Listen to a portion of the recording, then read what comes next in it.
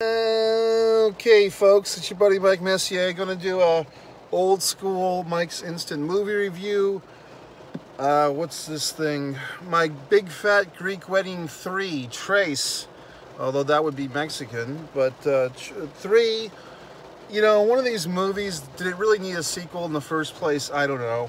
I remember seeing the first one so many years ago. It was quaint, it was cute, it was touching. I am kind of blanking out on the second one. Did I see it? Did I not? I thought I did. I'm not sure that I did now. I think I saw the second one and I just kind of, it just passed over me and it didn't make much of an impression. And I can't even remember, was that 7 or 8 years ago or 9 or 10 or whatever the fuck. Nicely though, I will give the lady credit, Nia, whatever her name is, nice lady who wrote and directed all these movies, I guess. I've never seen this done before, and I think it's a nice trick that she pulled before the movie. She gives you one of these little, you know, welcome to the movies, thanks for coming out routines. And then she gives you a little recap of the first 2 movies, which I thought was ingenious. I'm going to tip my hat, my American flag hat to her, that she's done such a thing. It had like a nice little, I would say just 4 or 5 minute recap of the first 2 movies, just to get you up to speed, in case you forgot, in case you hadn't seen the first 2, or like me, you know you saw the first one. I remember the first one pretty well, the storyline. Here's my point, folks. You ready? I kind of feel like the best part of this story, you know, this trilogy, was really told in the first one. And the whole thing with the first one was, you know, the daughter who's got these overbearing, you know, parents. They happen to be Greek, but they could be any family, really. And they don't want her to, they kind of don't want her to grow up, but they want her to go off and get married. She kind of wants to do her own thing. She ends up meeting this guy who's clearly just, you know, Irish or Caucasian or whatever the fuck John Corbett is. John Corbett, who I just basically know is the guy from Sex and the City and the guy from this. Apparently, a friend of mine's telling me that he's going to watch all these old Northern Exposures. I never watched that show. So as great as Dan Corbett was, you know, I mostly know him as being the boyfriend, you know, the man candy, so to speak, in these women feminist projects or whatever the fuck. But now in this one, I'm going to critique a few things. First of all, should you see it, should you not? If you've seen the first 2, or like me, you saw the first one, can't remember the second one, go ahead and see this one. It won't kill you. It's a nice, pleasant movie. There's some laughs. You know, it's a good feeling movie. If you've got a big family, you know, I don't particularly do, but if you do have a big family and everybody's loud and rambunctious, you know, and everybody's in each other's business, I guess you'd relate to this. If your family is more stoic and cold and off-putting like mine, maybe you won't, but maybe you'll feel like you wish you did have a fucked up, you know, functional family. Put the fun in functional, put the fun in dysfunctional, whatever your preference. But, you know, you might feel like, oh, gee whiz, I wish I had a family like this. Or you might say, God, I'm glad I don't. But, I mean, I thought this movie was nice, slice of life, as they say. Now, here are some critiques and criticisms. First of all, on Dan himself, who I do like as an actor. And I always thought that Carrie should have gone with him instead of Mr. Big on Sex and the City, okay? Because he was the nice guy and Big was the rich guy. So, of course, she goes with the rich guy. But basically, poor this guy, Aiden or Dan, whatever the fuck, the actor, Ian, whatever his name is in this movie, the husband, I guess, you know, I felt like, I'm going to be critical, I felt like he overacted a couple of times. I caught him, especially in the first half of the movie, I felt like I caught him in some dinner theater type acting, and it's no offense to dinner theater, because I did dinner theater for many a year, but there's a certain over animated stuff, like an over, you know, like, and there's a scene where, like, there's a peeper in the fucking window, and the wife, Nia, or Toula, her character, looks out the fucking window, and she sees this guy looking at her, and then she calls him over, and then he kind of gives this exaggerated look. And there was a few other times, like when there's a kind of a reveal that this reunion may not happen. It's supposed to be it's a contrived fucking storyline, by the way. He kind of exaggerates. You mean I just brought my whole family over here to Greece for a reunion and these guys aren't around? Like, he's making these over-exaggerated fucking things. I kind of feel, if I must say, I felt like, I don't know if I want to say he was cashing it in. Maybe he feels like he needs to match the energy of the other characters. But to me, Mr. Corbett, your character is supposed to be like the straight and narrow, boring Caucasian guy. Like you're supposed to be the, you're supposed to be the white guy amongst all these, crazy Greeks. You know what I mean? So here you are. It's like, is your character influenced by all of them? Has their craziness worn off on you over the years? Is that the arc you're trying to promote? I didn't quite understand it. He did calm down in later scenes, but I just found that in some scenes, like I just described, he was overacting. Maybe he was just having a good time. I mean, this is the type of movie that I can tell that they probably had a better time making it than we are watching it. And that's not an insult. I'm just saying they probably all get fucking loaded and probably some of them paired off and fucked. I mean, the actors, okay, in real life. Speaking of which, I don't remember this Paris daughter. I guess, she's kind of tweaked out by the Greek side of her family, which is prominent. We never see her father's side of the family. She's a college girl. She's struggling with being a white college girl. Struggling because she wants to party at NYU and she's on academic probation and she wants to be a slut and she has this boyfriend, Aristotle, but now he's not her boyfriend anymore. But then one of the aunties invites him to the fucking trip to Greece, okay? And then they're basically yentaing the situation of these young people, okay? And of course, it's all, will she or won't she? Will she give in to Aristotle? And guess fucking what? She does. Okay, great.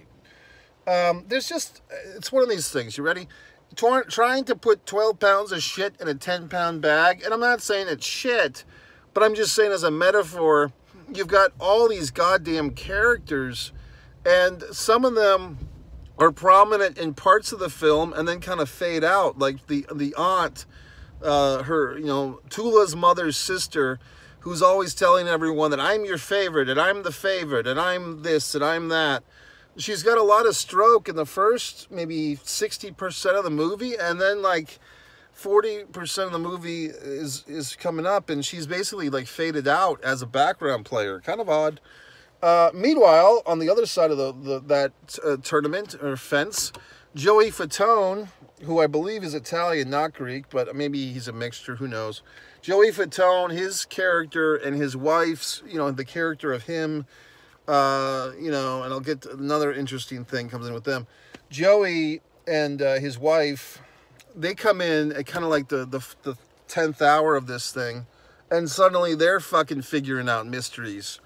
And also, the original core of this fucking movie, like the storyline is kind of contrived. Apparently Daddy has passed away, and I don't know if the real life actor has passed on, so they're just reflecting that in the fictional film. Salute to him. But basically there's this photograph of him as a young boy, like a 10-year-old boy, playing with his mates, playing with his schoolmates in the old country of Greece. And I guess part of his dying wishes were to his daughter, please reunite my journal, my handwritten journal, with my old fucking friends from the old country, because I want them to read my fucking journal. Okay. You know what I mean? It's like, but yet you didn't communicate with these bastards for the last 70 years of your life? Like, how do you know they're even fucking alive? How do you know that they give a half a shit? Maybe they've moved out of the country of Greece, but yeah, we'll go with it. We'll go that we have to bring this fucking handwritten journal to these 3 old codgers in fucking Greece. Well, what if they have passed on as well? So, I mean, very, you know what I mean, like a thinly fucking veiled thing. I think they could have had a different excuse to go to Greece. I mean, they could have pulled any rabbit out of their ass, whatever. And then once we get to Greece, there happens to be another secret reveal, which is, I mean, I guess I'm spoiling, by the way. Hey, Toula, you have a mystery half-brother. Now, of course, in the film, they just say brother, but it's really a half-brother. It's this big strapping guy, the same guy that was looking through the fucking window.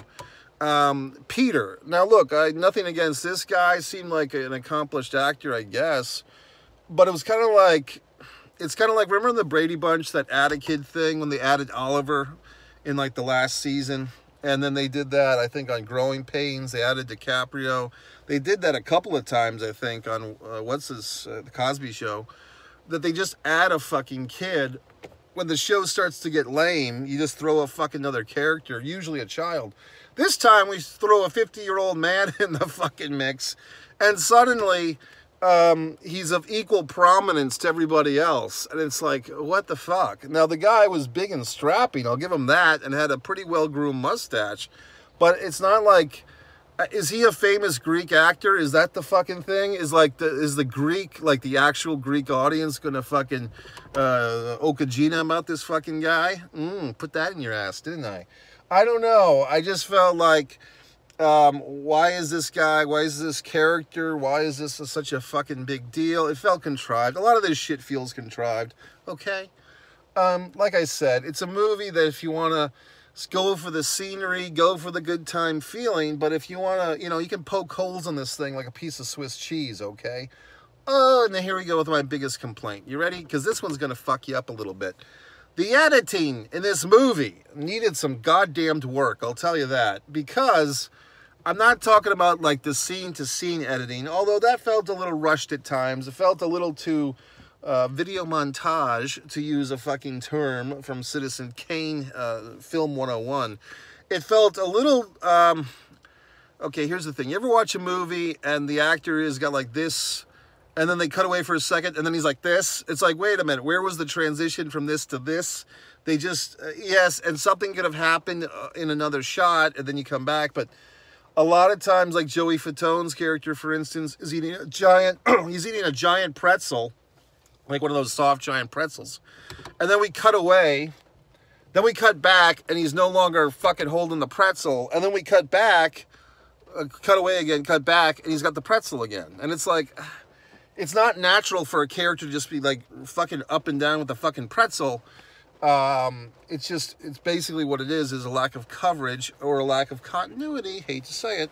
Somebody wasn't doing their job. Either there was not enough shots, meaning that, and Nia's got to take this one on the chinny chin because she's the director. So either they did not have enough coverage, not enough shots of these characters, or the actors were undisciplined in their body movements and were just waving arms and limbs and body parts all over the fucking place. And I feel like the editor would probably get crucified for all this shit, but guess fucking what? The editor probably did the best they could do with what they had to work with. Ooh, so now I'm really criticizing your fucking movie because I felt like I was seeing these errors in judgment. There should have been more coverage, and there should have been a continuity editor, and make the editor's fucking life a little bit easier. But I think you fucked the ham on that one, everybody. So I just have to point that out because I'm being honest with my appraisals.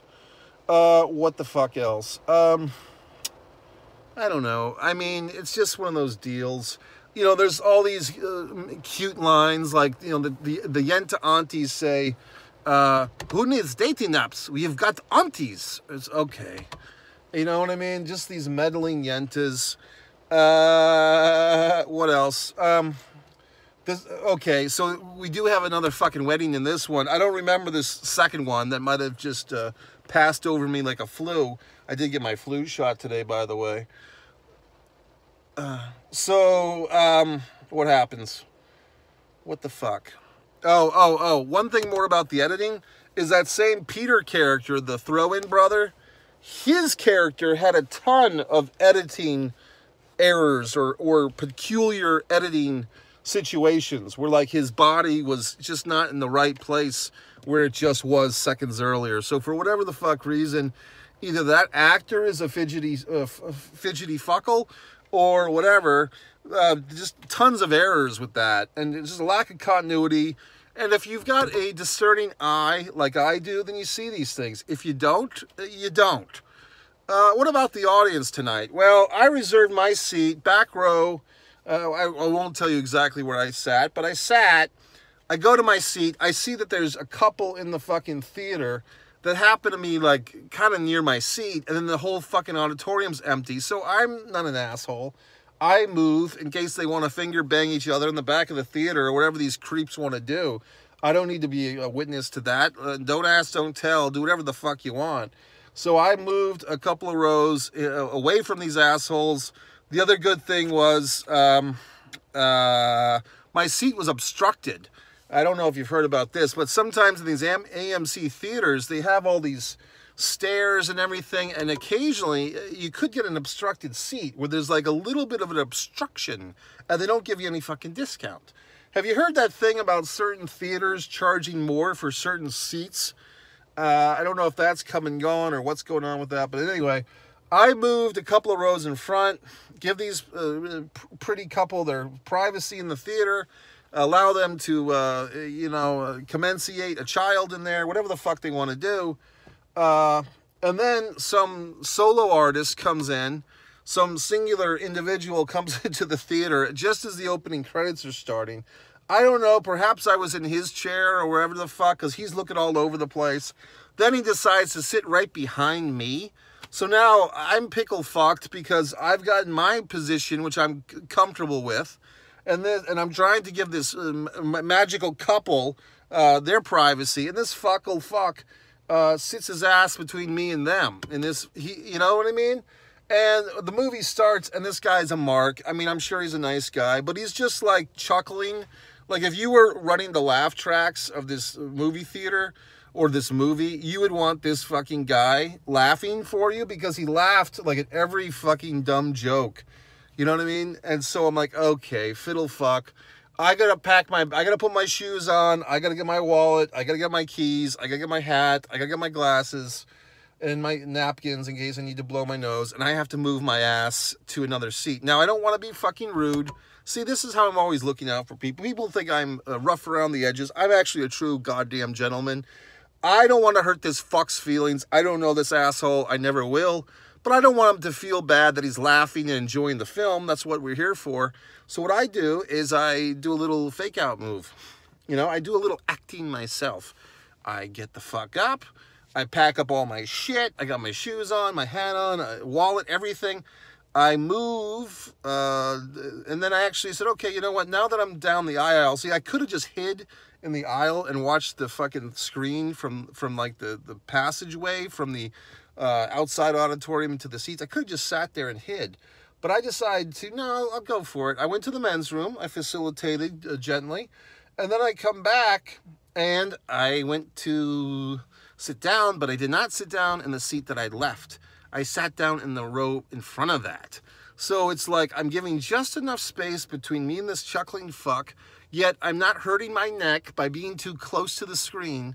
This asshole can laugh all he wants, and he doesn't feel whatever the fuck. He doesn't feel self-critical, or he doesn't feel bad that he's forced me with his stupid laughing to leave my comfortable seat, because in his timid mind or his limited imagination, I probably just didn't know where the fuck I was supposed to sit. And oh, that guy sat in the wrong seat. Oh well. So I'm sparing his feelings for no fucking reason other than the fact that I'm a nice fucking guy, okay? I'm sparing this asshole's laughing feelings, this laughing asshole's feelings, just because I'm a nice gentleman. I don't want him to feel self-bad or whatever the fuck about laughing at the goddamn movie. So I sit in a row that I wasn't in. That wasn't my first choice, but it was still good. Just to give a little barrier between me and him, a little bit of privacy.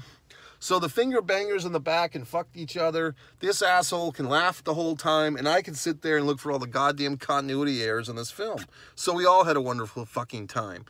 Okay, folks, it's your buddy Mike Messier. This is one fucking Mike Messier YouTube channel. All my Mike's Instant Movie Reviews. Got a grand fucking total here of 37 subscribers. So if you're one of the 37, okay, it sounds like a goddamn cult. You can share these videos. You can copy and paste the URLs. You can tell all your fucking friends, hey, subscribe to this guy. He tells it like it is. Give a shout out to a nice gentleman who is oh God, my light just went out. I hope I didn't burn my fucking battery out. Let's see. I hope I didn't kill my goddamn car doing a review for you fucks. Holy cunt. Holy Jesus, fuck. Okay, that's it, folks. Mike Messier, One Mike Messier YouTube channel. Subscribe, share, buy my books, do everything I say. MikeMessier.com. Good night. See the movie. It's okay.